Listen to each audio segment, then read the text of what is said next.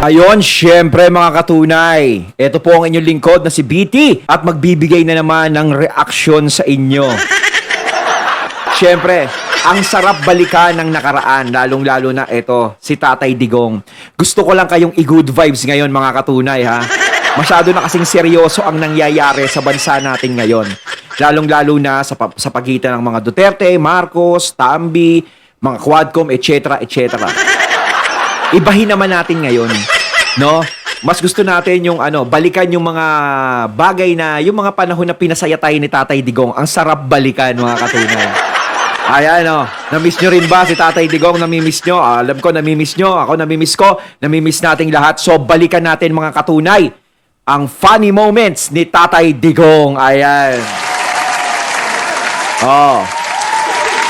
Panoorin natin, mga katunay, ha? So, wag na natin pagtagalin at sabay-sabay na nating panoorin ang laman ng video na hatid sa atin ito, no? Ng funny moments ni Tatay Digong, Rodrigo Roa Duterte, ang ating presidente. Pasok! Sir, kailan ho ulit may matutumba na mayor? Depende na lang sa intriga mo kung saan ang mas marami. Una pa lang yan, ha? Tama nga naman yun. Depende sa intriga niya kung saan mas marami. Bakit mo masyado mag-aral? Makapasa ka lang 75. Okay na yan, 76. Iyang 77, 78, 79, 80. Hindi mo na kailangan yan. Kahit 75 lang, okay na yan. Masang awa. What can I ask of you? Sa akin mo itatanong. I am facing a woman who Miriam? would become the President of the Republic of the Tatay Digong, lakas mong bola eh. Sa mga chicks ang harap eh. Tatay Diggs talaga ha. I am facing a woman who would become the President of the Republic of the Yan ha! Awa. Medyo umilag si Tatay Digong kay Miriam. Alam naman natin, matapang din si Miriam, no? Pwede makipagsabayan din kay Tatay Digong. Ang tanong ko, ma'am, how are you today? Hindi sila... Ito si Tatad. Ayaw ko ano tribo na itong putang inan to. Tribo? Sige, sabi si Duterte may cancer. Tapos yung dito banda sa puwit, yung kolom na. Colon Pati cancer. ako tuloy araw-araw na nagdududa na rin ako. Pero every time maligo ako, kut-kutin ko yung tapos amuin ko. Okay man. Amoy tae lang man. Lagyan talaga si Tatay Digong. Woo! Pero ikaw, Tatad, binabastos mo talaga ako. Ikaw yung nagsasabi, may cancer ako, hindi na ako magtagal, gano'n. Ikaw, anong masasabi ko sa iyo? Mas masahol yung iyo. Alam mo bakit? Kasi ikaw ay hindi na pwede. You have a diabetes. Ikaw ay hindi ka na makatayuan ng protein mo. Talaga talagang bumira si PRRD, no? Talagang pagbira-bira talaga eh. Husay mga criticize eh. Basag ka eh. Basag kung basag. Ito yung mga nakakamiss kay Tatay Digong talaga eh. Tinayo pa yung mic eh. Mr. Duterte. Yes, ma'am. You ever overheard on a certain incident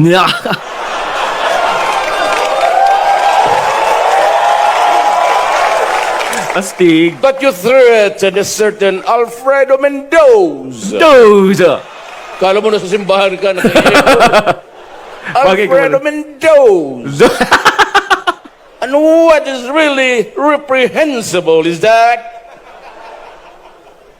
2 days after you threatened Mendoza, he was found dead with a gunshot wound in the head.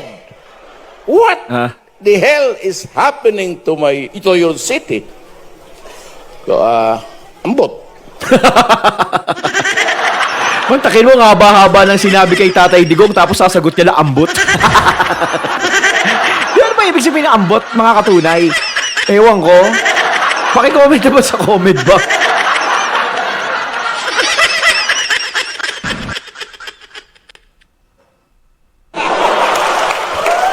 Okay, mapupunta rin ako dito kasi nandito si Vice Presidente. Kung saan siya nagapunta, nagpasunod-sunod ako. Chick boy! Pero, biyuda kasi. Si Lenny parang kinikilig lang eh.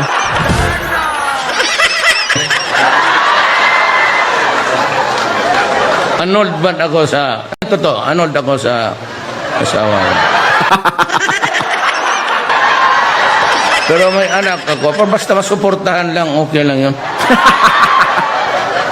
Ma'am, balita ko may boyfriend ka. Nang intriga pa.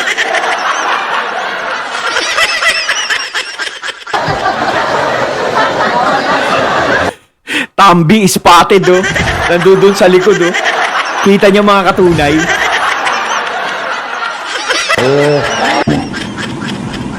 Sabi mo sa ito, barilin kita dito. Ang sagot niya, Mayor, 3 mo lang yung hindi ma-account. Ako na? Account ko pa yung putang ina ka. Di batuta. Sabi ng pulis, sir, bawal ng batuta ngayon. Putang ina. Tingnan, yung mga pulis may kawa. Siyempre, kaawa ng mga... Nag-chip in yan sila ng ulam, gulay, gano'n. May perasong karne. Kaawa naman talaga ako sa kanila. Sabi ko, pumunta ako doon sa kanila. May bambo na ka gano'n. Kinuha ko yung plywood na hindi pa na sunog lahat. Pero may pulis dyan, 4 ha. Pati yung pulis ko na driver si Sunny. Di wala kayo ang kamay mo dyan. Wala pa rin nagsabi na, Mayor, ano ang gawin mo? Paglagay ng kamay, putang ina, yung 3 kuko, umalasa. Tapos nagtindigan ng mga producer, bakit sir? Yung driver ko, ginanon ako. Sir, gano'n sir, saan na sir? Sabi ko, hindi ba ito yung magnanakaw ng radyo? Siya hindi sir, yung property officer namin.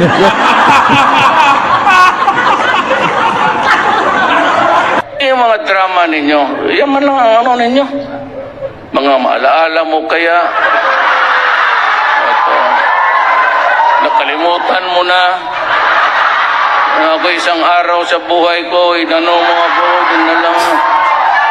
Yan, pero kung sabihin sa balita, putang ina ko kayo maniwala niya. Ganon ta, slanted dyan. Kung makababoy sa amin, ganon na lang.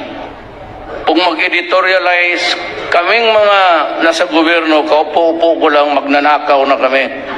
Pera-pera lang talaga yan, maniwala ka. Ako, Real talker talaga to si Tatay Digong eh. No? may pera ako, si Senator Cayetano, may pera rin siyang deposito. At marami pang iba, si Chis Escudero, lahat. Ang ABS-CBN tanggap ng tanggap. Hindi naman pinalabas yung binayad ko. Kasi na last minute, wala man talaga akong pera. Alam ninyo yan, from Mindanao lang ako. Hindi na, I was not even a national figure. Kaya na makalaban ko, at least ang Pilipino, the entire nation, knew them by... Ako, kailan nila nakilala? Yun lang nung nag-file ako ng certificate of candidacy. So, wala masyadong nagbibigay kasi sa rating, 4.5 lang ako, minsan 3. So, wala nagbibigay. But yung last minute na, last 2 weeks, yung suddenly went up by 36 or 34%. nagdatingan na yung pera. So pumunta ako sa ABC, sabi ko may propaganda ako. Pwede ba din yung isingit? Oo, sige, bayad ka lang. Bayad ako. Nagbayad tapos di pinalabas. Kaya marami kaming tinanggap aming pera, tapos hindi naman, wala lang mang offer to refund. Ngayon na lang na nagpuputang ina ako. Kasi Na-scam si Tatay Digong. Diyan nagsimula yan eh. Kaya nagka-leche-leche yung ABS. Kasi naman kayo eh. Pinagbayad nyo pa si Tatay Digong. Di nyo naman pala ipapalabas.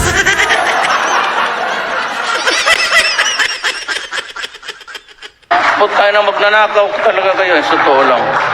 Sabi mo, pumunta, you go to hell. Huwag kayong makialam dito sa bayan ko. Alam mo, itong mga yelo, palimbasa na tunaw na.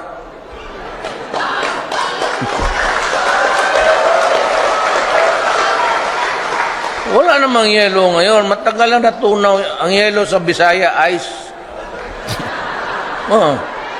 Palit og yelo nga to. Ano mo ng yelo? Ice. No, karami pang daldal na. Nakalaban ako ng mga human rights. Ay, basta kriminal ka, wala talaga tayo. No. Yan ang pinagtatanggol naman kasi ngayon ng human rights eh. Mga kriminal eh. Yung mga pulis na nabibiktima, di ba? Yung mga nabibiktima ng mga kriminal, hindi naman nila pinagtatanggol yan. Pero kita mo, sa mga naging biktima, yung mga gumagamit ng mga masasamang bisyo, mga kriminal, talagang lumalabas yung human rights. Sa mga pulis, sundalo na nagiging biktima ng mga kriminal, walang human rights. I'm sorry, but harapin ko yan. So, pagkatapos ng presidency ko, kaso tayo.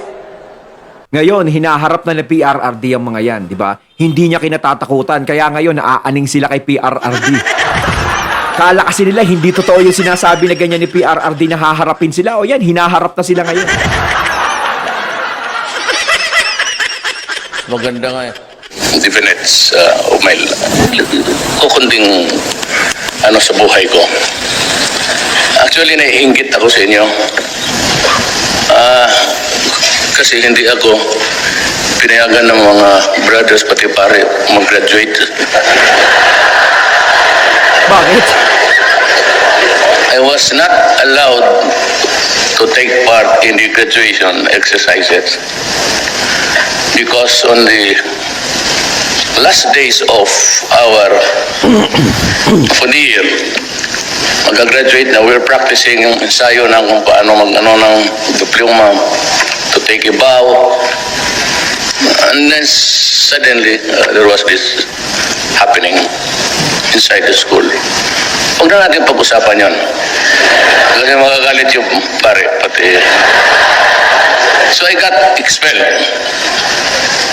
So I was not allowed to join the graduation.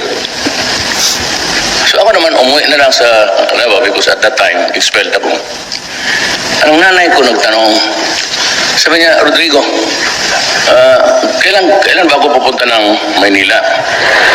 But I kept assuring her that graduation was coming and, as a mother, excited as I was, she was inihari. Sabi niya, noon kasi tawagan lang sa probinsya, you call PAL and place a reservation. Pagdating mo sa airport, bayad ka lang. That was the time and that was the environment. So, sabi niya, kung may graduation ata, nabasa ko sa newspaper. Sabi ko, sabi kasi ng pare, magulo. Magulo talaga ang Mindiola noon. We were the martial law lawyers. We took the bar under immense pressure. Every 300 meters, andoon yung Metrocom. At lahat yung matataas na buhok, ginupitan. Those were the times, so it was not really good for anything except maybe to go home and relax. Sabi ko, masabi ng pare kasi magulo ang Anjola. And may mga pillbox kung saan-saan naglipad. Nagmisa lang kami sa Abbey Chapel at binigyan kami ng diploma na wala naman laman. Diploma na walang naman.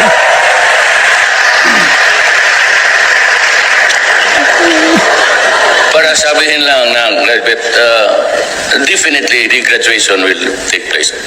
But maybe during a more somber time. So, wala naman ang nanay ko. So, finally, on review, the faculty sa law, San Beda, decided to pardon me and allowed me to take the bar. Kasi kung hindi na ako certify, paano makakuha that I have graduated in the course of the College of Law? So I was allowed to take the bar. I was certified as a graduate. So nakakuha ako ng bar sa awa ng Diyos. Pasa naman kami. 73, I became a lawyer. Kaya diyan ako nag-oath noon. Many years after, I don't know if they're still around, may crush kasi ako ng isang istorya lang man ito po. She was that lady. Si FPC PRRD, no? Talagang sarap magkwento, nakakalibang. Hindi katulad ng ibang mga leader. Nakakaboring si PRRD, hindi ka maboboring.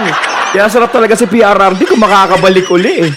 Makita mo doon sa St. Alstem's building, if you go up, yung babae na... Si VP Sara din, ganyan din, Kuwela din. Yung babae doon nakaupo. Kuwela talaga mga sa may Duterte. nandito. Kasi kung nandito pa siya, pakasalan kita man pag nabiyuda ka na. Talagang press kita. And every time that I... Basta chicks, hindi nakakaligtas kay Tatay Digong. Kaya ako, tinitignan ko siya na alam niya na may gusto ako sa kanya. Ang problema, hindi ko alam kung may gusto siya sa akin. From a distance. But she knew that I was her admirer. So yung pag-akyat mo, mayroon doong window. Parang, I don't know if it's the cashier, pero doon sa left side, paakyat. Ma'am, if you're still around, can I just maybe shake your hand? I know as teacher. So, many years after, wala man tayo mag-go. After my speech, nobody talked. Oh, so would you rather that we go home? Pari mo, chismis muna tayo dito. Istorya naman ang itong graduation kasi. Ayun, natating nato ngayon ng video, no? Ni Tatay Digong, no? Ang sarap balikan, no? Iba talaga. Pag si Tatay Digong, hindi ka maboboring, napakakwela talaga, no? Bilang leader ng bansa. Talagang saludo sa'yo, Tatay Digong, ngayon, nakakamiss. Ayan, kahit si VP Sara din naman, iskwela din. Ganun din. Iba talaga mga Duterte. Iba ang tatak Duterte. Iba talaga. Kayo mga katunay, anong masasabi nyo tungkol dito? Nasiyahan ba kayo sa muli nating binalikan? Throwback yan. Ayan, comment lang po kayo sa comment box. So once again, I'm BT and I'm out. Peace.